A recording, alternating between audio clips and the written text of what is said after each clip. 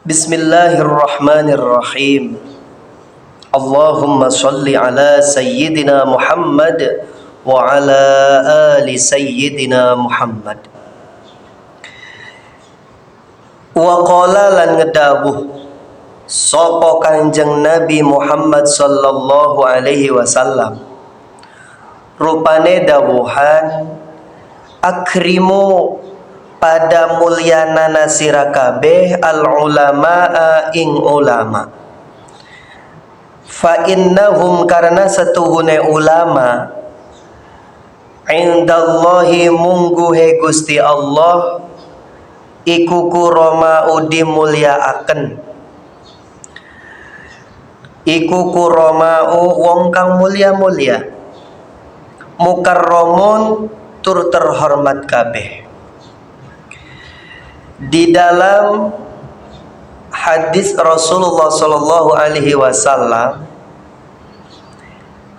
pada kitab Lubabul Hadis, beliau bersabda bahwa kita semua diperintahkan oleh Allah Subhanahu Wa Taala melalui lisannya Rasulullah Shallallahu Alaihi Wasallam untuk senantiasa memuliakan para ulama, karena para ulama dimuliakan di sisi Allah Subhanahu wa Ta'ala dan terhormat di kalangan para malaikat-malaikatnya Allah Subhanahu wa Ta'ala. Pertanyaannya, mengapa kita diperintah untuk memuliakan para ulama? Yang pertama, di dalam hadis lain dijelaskan bahwa innal ulamaa warathatul anbiya, bahwasanya para ulama merupakan pewaris para nabi. Rasulullah Shallallahu Alaihi Wasallam, nabi akhir zaman yang memegang syariat agama Allah, yaitu agama Islam, mewariskan kepada para ulama bukan suatu harta, jabatan dan kekuasaan, tetapi yang diwariskan oleh Rasulullah adalah ilmu-ilmunya Allah Subhanahu wa Ta'ala. Oleh sebab itu, dengan ilmu lah bahwa manusia memiliki tingkat derajat tertinggi dibandingkan dengan makhluk-makhluk Allah lainnya, sebagaimana tersirat dalam sejarah di mana Nabi Adam alaihissalam di dalam surga dihormati oleh seluruh makhluk yang di dalamnya, yaitu para malaikat dan para jin-jin. Akan tetapi di situ jin atau syaitan yang membangkang tidak mau memenuruti perintah Allah untuk menghormat Nabi Adam, maka dikutuk menjadi ahli neraka selama-lamanya. Terlepas dari itu, dihormatinya lah Nabi Adam alaihissalam oleh para malaikat karena Nabi Adam alaihissalam diberi anugerah oleh Allah keunggulan ilmu pengetahuan.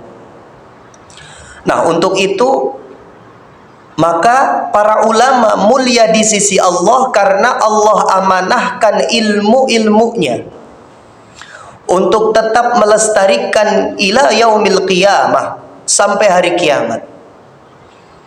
Para ulama adalah pewaris para nabi, di mana kita sebagai umat akhir zaman generasinya generasi ulama. Kalau para sahabat masih hidup di zaman generasinya Rasulullah, kemudian para tabi'in hidup di generasi para sahabat, para tabi'ut tabi'in hidup di generasi para tabi'in terdahulu, terus beregenerasi sampai kepada para ulama-ulama salaf, ulama-ulama khalaf, sampai kepada kita umat akhir zaman. Maka generasi kita adalah generasinya para ulama. di mana kita punya sanad keilmuan yang tersambung kepada Rasulullah Shallallahu Alaihi Wasallam dengan jalur ilmu-ilmunya para ulama. Maka kalau kita ingin selamat, maka ikutilah para ulama. Ulama yang memiliki jalur sanad keilmuan yang valid, sanad keilmuan yang betul-betul bisa dipertanggungjawabkan. Maka mudah-mudahan dengan melalui hadis ini kita bisa selalu memuliakan ulama. Karena mau bagaimana kita bisa belajar ilmu-ilmu Allah yang dititipkan kepada para ulama kalau kitanya saja tidak mencintai dan memuliakan ulama.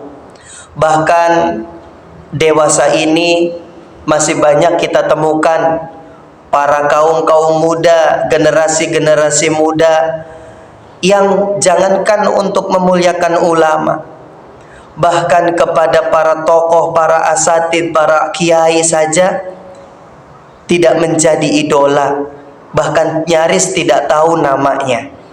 Nah, ini keprihatinan.